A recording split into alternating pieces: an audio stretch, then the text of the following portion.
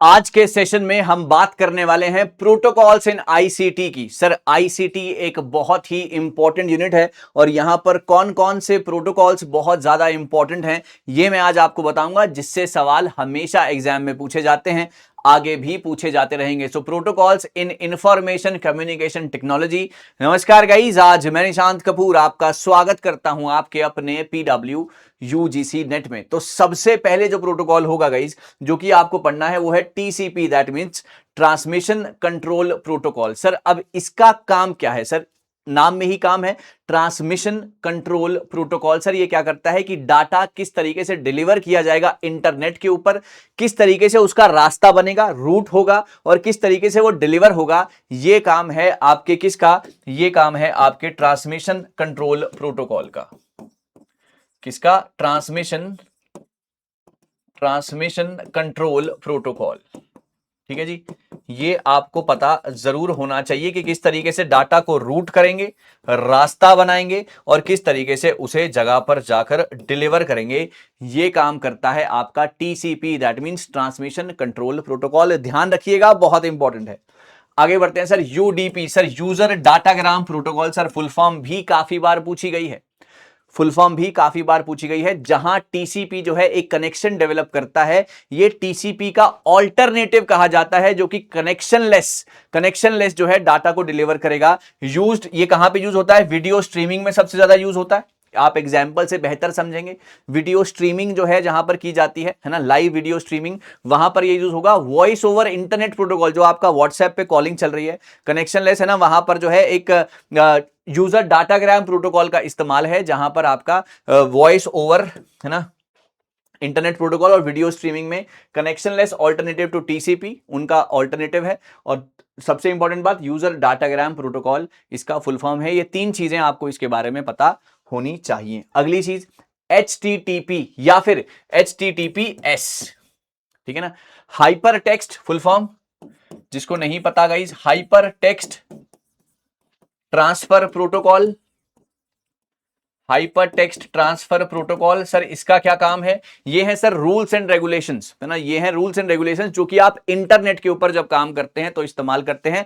Languages, है ना, language जो कि यूज करेगा ब्राउजर आपके वेब पेजेस को लोड करने के लिए, है ना। जब भी आप कोई इंटरनेट के ऊपर साइट डालते हैं तो आप सबसे पहले वहां पर HTTP लिखा हुआ देखते हैं या HTTPS लिखा हुआ देखते हैं। तो HTTP क्या है? इंटरनेट पर लगने वाले रूल्स एंड रेगुलेशन जो कि आपको वेब पेजेस पर जाने के लिए काम आते हैं। सो लैंग्वेज वो है used by the browser to load the web pages. और इसका एक S वर्जन भी है, HTTPS, जो कि एक सिक्योर्ड वर्जन है, जो कि आपके सेंसिटिव डाटा को, जो कि आपके सेंसिटिव, संवेदनशील, गोपनीय डाटा को और ज्यादा गोपनीय रखने की कोशिश करता है। सेंसिटिव डाटा को प्रोटेक्ट करने के लिए आप लगाते हैं HTTPS, hyper text transfer protocol secure.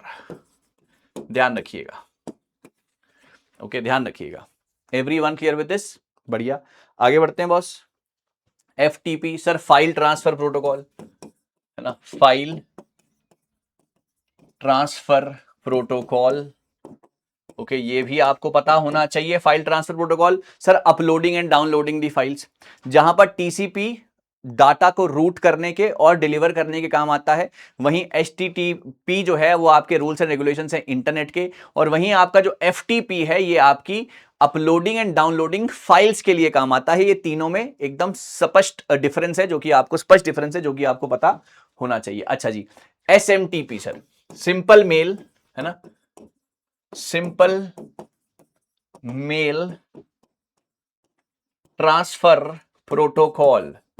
Simple mail transfer protocol, sir ये वो रूल्स एंड रेगुलेशंस हैं जो कि आप ईमेल भेजते हुए जो है लगाते हैं।